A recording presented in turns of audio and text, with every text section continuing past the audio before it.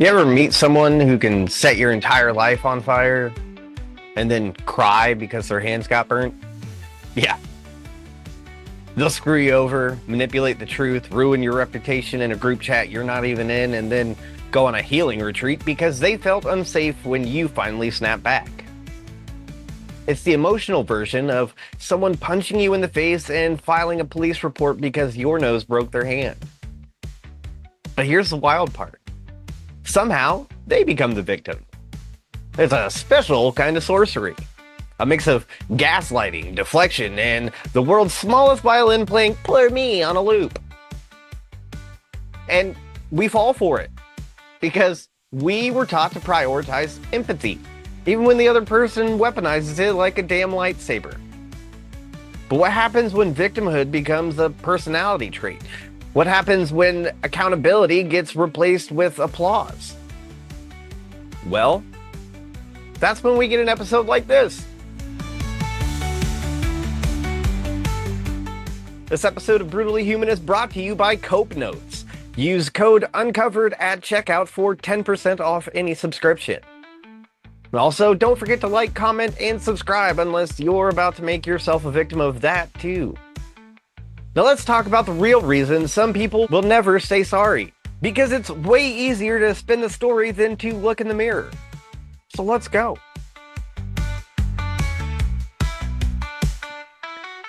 You know how some people are so good at twisting the truth that they could win gold in Olympic level mental gymnastics? They'll do a full triple axel backflip and then land a sentence like, "I'm sorry you feel that way." Not, "I'm sorry I hurt you." Not, "That was wrong of me." Nope. "I'm sorry you were offended." It's like bumping into someone and yelling, "Ouch, why would you walk into my shoulder like that?" Here's the truth. When you're always the victim, you're never the villain, and that's the entire strategy. Because accountability feels like standing naked in a snowstorm. It's cold, it's uncomfortable, and it forces you to see parts of yourself you'd rather keep under the metaphorical blanket of, "I was just trying my best." But let's be real. Some people aren't trying their best. They're just trying not to get caught. They'll ghost you, lie to you, borrow money and never pay it back, and then do a full Instagram story sob session about how they've been so hurt by fake people. No, Jessica, you're not hurt. You're just being held accountable. And the spotlight doesn't feel as flattering when it's not a filter. And don't even get me started on the people who preload their excuses. You know the type. They say stuff like, "Just so you know, I've been really working on my boundaries lately," right before they hit you with a friendship breakup via text for something they never told you bothered them in the first place. It's not boundaries, it's sabotage with a sprinkle of self-help buzzwords. The problem is, victimhood can be addictive. It comes with attention, validation, people lining up in the comments with, "You're so brave, queen." But bravery is owning your shit. Not dressing it up in a TikTok trend and calling it shadow work. Listen, everyone is allowed to feel hurt. That's not the issue. But when you hurt others and then weaponize your own pain as a shield to avoid consequences, that's not healing. That's PR management. Let's talk more about the manipulation behind the dynamic in segment 2, where we'll unpack why some people always shift the blame, and how to spot the signs before you get stuck into another emotional pyramid scheme. So let's break this down. You call someone out, respectfully even, and they look at you like you just insulted their entire bloodline. You get hit with one of 3 classics. Gaslighting. "That's not what happened. You're being dramatic." "I never said that. You must be confused." Guilt trips. "Wow, I thought you were different. I guess I can't do anything right. And after everything I've done for you." Spiritual bypassing. My favorite. "You're clearly not in alignment right now. You're projecting your inner child's wounds onto me. You need to heal before we can have this conversation." They basically act like your pain is a personal attack on their peace. But here's the kicker. Some people are so used to never being challenged that accountability feels like abuse. And before you can even blink, suddenly you're the villain in their Facebook post. Just a reminder, protect your energy. Not everyone deserves access to your light. Girl, you are the one who set the house on fire and then lit a sage bundle to cleanse the negativity. Let's call it what it is. Weaponized vulnerability. Because if they can convince the world and themselves that they're always the one being attacked, they don't have to confront the truth. And the truth is, they've burned more bridges than they've crossed, and now they're mad nobody's sending boats. Want to know a dead giveaway? The person who constantly says, I've just been through so much, but never tells you exactly what they've been through. Because the less you know, the easier it is for them to create the perfect narrative. Now, don't get me wrong, trauma is real, but trauma is not a free pass to be an emotional arsonist.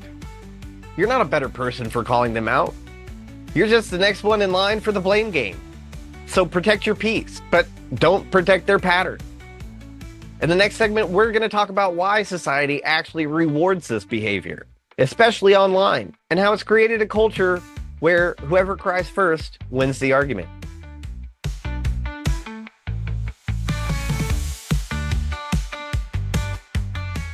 There's this unspoken rule in internet culture now. If you cry first, you win. Doesn't matter what actually happened. Truth, context, accountability, irrelevant. If you can break into tears faster than a TikTok live streamer begging for roses, the algorithm and public opinion will protect you like a national treasure. Let's be honest. We're living in a time where public vulnerability is monetized. Victimhood is rewarded with virality.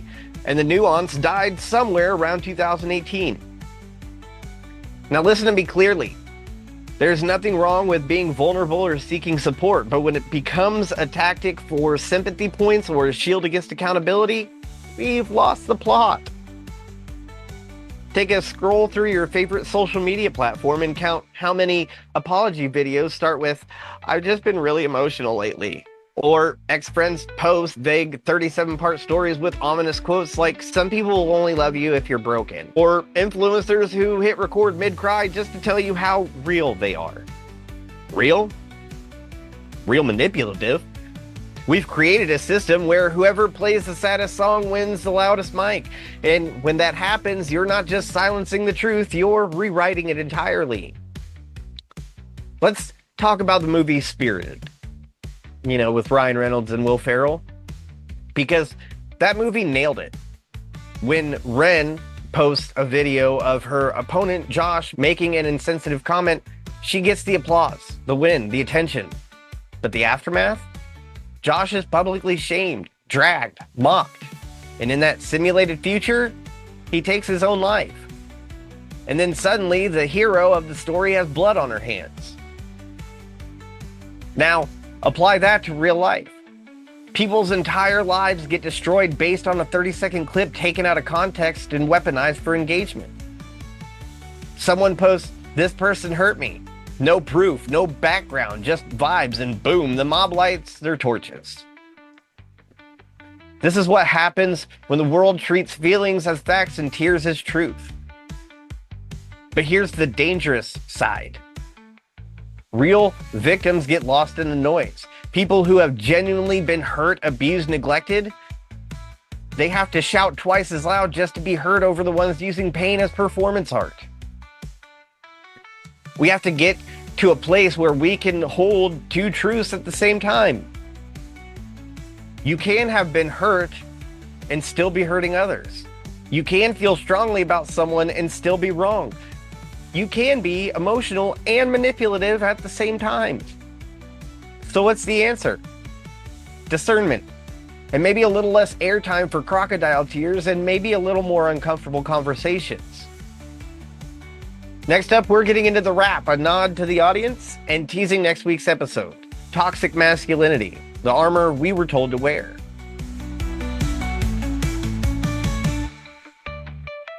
So here's the thing. At some point, I had to ask myself, why am I constantly exhausted after being online? Not physically tired, soul tired. Tired from seeing people rip each other apart for likes. Tired from fake vulnerability getting more traction than real conversations. Tired of feeling like if I wasn't bleeding on the timeline, I didn't matter. So I got rid of it. All of it. No more social media. No more scrolling. No more keeping up with the people who only show up to perform their pain while ignoring their part in it. And you know what? Best decision I made in a long time. Because healing is hard enough without doing it in front of an audience that is rooting for your downfall just for content. If you're tired of walking on eggshells in conversations, if you're tired of seeing real issues turned into viral trends, if you're tired of every disagreement turning into a character assassination, you're not crazy. You're just finally starting to see the cracks in the system. So let's be the kind of people who choose honesty over theatrics, accountability over applause, and healing over hype. Because at the end of the day, nobody's clapping when the curtain closes on your mental health.